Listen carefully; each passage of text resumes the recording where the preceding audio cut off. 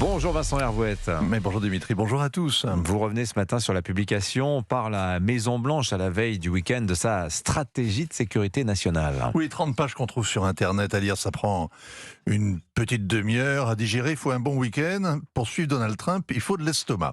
Alors, est-ce que vous l'avez vu d'abord sur la scène du Kennedy Center recevoir le premier prix de la liberté de la FIFA? J'ai adoré. Un prix inventé pour lui, sans jury, sans règlement, sans concurrent, un sommet de flagornerie avec musique grandiloquente et une médaille merveilleusement dorée et large comme une assiette à dessert que le lauréat s'est mise autour du cou avec un demi-sourire. Il n'y avait pas le cérémonial du Nobel à l'hôtel de ville d'Oslo avec la famille royale, mais ce lot de consolation, il ressemblait vaguement. Oui, on se moque de ce spectacle, c'était quand même très kitsch. Et on passe à côté de l'essentiel. Donald Trump se vante d'avoir réglé 8 conflits en 8 mois.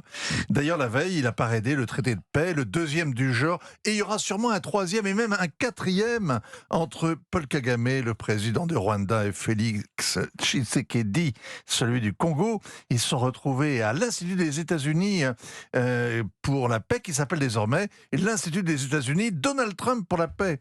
La guerre continue de faire rage au Kivu, mais Donald Trump veut croire qu'avec ces accords de Washington, tout le monde va gagner beaucoup d'argent.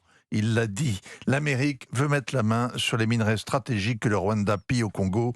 La paix importe si elle sert les intérêts vitaux des États-Unis. Alors, c'est justement la priorité qu'affirme la stratégie de sécurité nationale. Alors, la Maison-Blanche publie ce document à chaque début de mandat, en général une accumulation de poncifs qui n'intéresse que les diplomates.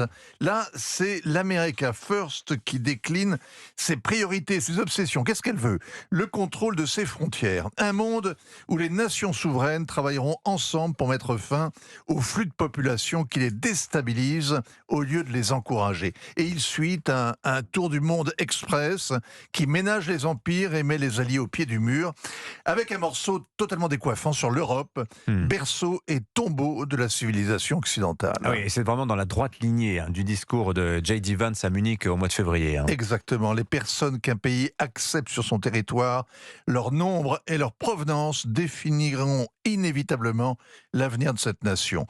Les Sioux et les Cheyennes pourraient dénoncer le grand remplacement, mais c'est le président américain qui met en garde ses alliés européens. Et le rapport écrit noir sur blanc, si ça continue, le continent européen sera méconnaissable dans 20 ans. Certains seront à majorité non européenne, et il est loin d'être évident qu'ils disposeront d'une économie et d'une armée assez solides pour rester des alliés fiables. La fin de l'Occident est donc ainsi envisagée.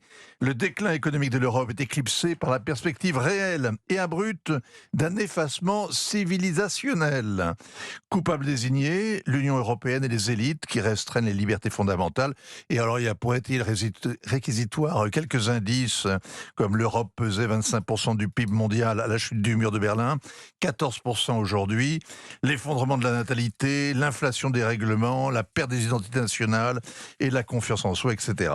La Maison-Blanche n'a qu'un espoir, la montée en puissance des partis européens patriotiques.